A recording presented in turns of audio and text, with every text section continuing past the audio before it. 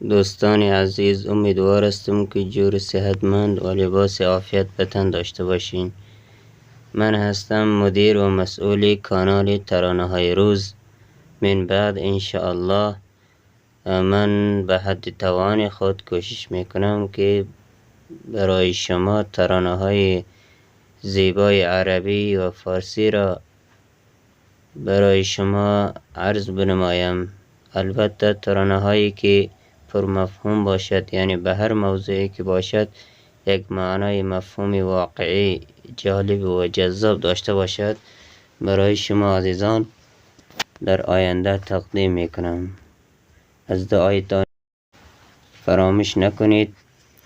در آخر خواهش من همین هست که شما از من حمایت کنید. حمایت شما از من لایک و سابسکرایب نیست. البته شما میتونین بکنین، لیکن هدف ما از حمایت از شما است که در کامنت مرا فراموش نکنید.